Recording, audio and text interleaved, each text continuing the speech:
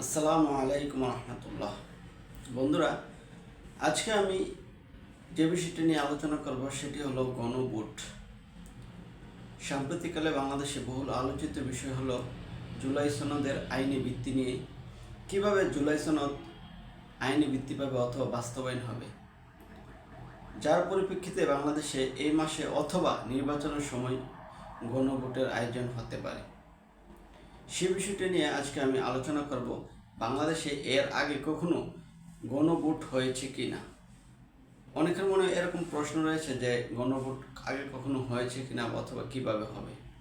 আমি আপনাদের সবাইকে বলতে চাই যে বাংলাদেশে একবার দুইবার নয়, এর আগে তিনবার বাংলাদেশে গণভোট হয়েছিল। প্রথমবার গণভোট হয়েছিল 1977 সালে, তখন বাংলাদেশের রাষ্ট্রপতি ছিলেন জিয়াউর রহমান। 1975 সালে বঙ্গবন্ধু শেখ মুজিবুর রহমানের হত্যাকাণ্ডের পর বাংলাদেশের রাজনৈতিক অঙ্গনে অস্থিরতা তৈরি হয়েছিল। তখন কয়েকবার ক্ষমতা পালাবদলের পর জিয়াউর রহমান সেনা অভ্যুত্থানের মাধ্যমে ক্ষমতা গ্রহণ করে।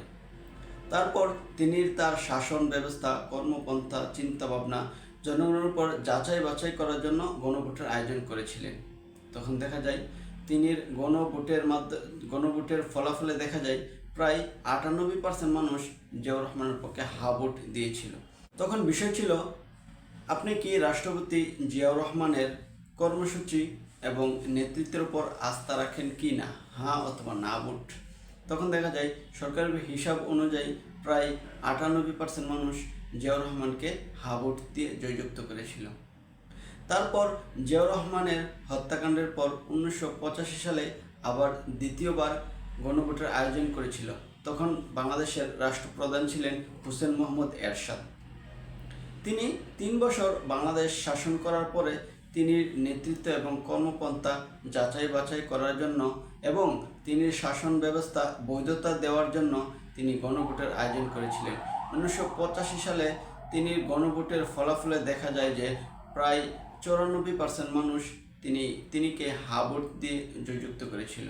তারপর তৃতীয়বার 1991 সালে আবার গণভোটের আয়োজন করেছিল। 1990 সালের নির্বাচনের পরে যখন বিএনপি ক্ষমতায় আসে, তখন সবার মনে একটি প্রশ্ন জাগে, সেটি হলো বাংলাদেশে কি রাষ্ট্রপতির শাসন ব্যবস্থা থাকবে নাকি সংসদীয় শাসন ব্যবস্থা জারি হবে। এই প্রশ্নের পরিপ্রেক্ষিতে 1991 সালে রাষ্ট্রপ্রধান বিচারপতি শাহাবুদ্দিন আহমেদের নেতৃত্বে গণভোটের আয়োজন করা হয়েছিল। তখন প্রায় 84% মানুষ সংসদীয় শাসন ব্যবস্থার পক্ষে হা ভোট দিয়েছিল।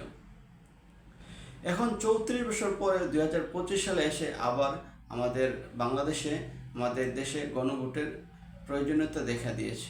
এর মূল কারণ হলো জুলাই সনদের আইনি ভিত্তি অথবা জুলাই সনদের বাস্তবায়ন। কিভাবে জুলাই সনদ বাস্তবায়ন হবে, কিভাবে জুলাই সনদের আইনি ভিত্তি হবে। অধিকাংশ রাজনৈতিক দল চাচ্ছে যে এই মাসে গণভোট অথবা প্রধান উপদেষ্টা ডক্টর মোহাম্মদ ইউনূস অথবা রাষ্ট্রপতির আদেশের মাধ্যমে জুলাই সনদের আইনি ভিত্তিতে জুলাই সনদ বাস্তবায়ন করে জুলাই সনদের ভিত্তিতে আগামী নির্বাচন হবে। আর কয়েকটা রাজনৈতিক দল চাচ্ছে যে না, এখন নয়, নির্বাচনের সময় অথবা নির্বাচনের পরে যারা ক্ষমতায় আসবে সেই সাংসদরা জুলাই সনদের আইনি ভিত্তি দিবে।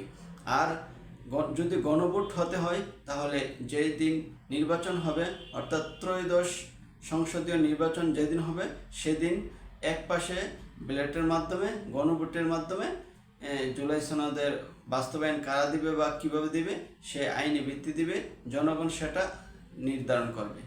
এখন আমার প্রশ্ন হলো, আগামী নির্বাচনের পরে যারা ক্ষমতায় আসবে তারা যে জুলাই সনদের আইনি ভিত্তি দিবে তার সিকিউরিটি কী?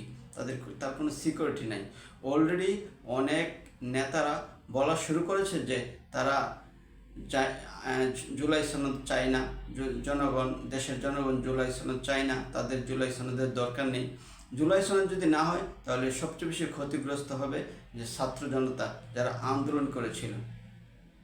তাই আমরা চাই, দেশের অধিকাংশ মানুষ চাই জুলাই সনদের আইনি ভিত্তি এই মাসেই দিতে হবে।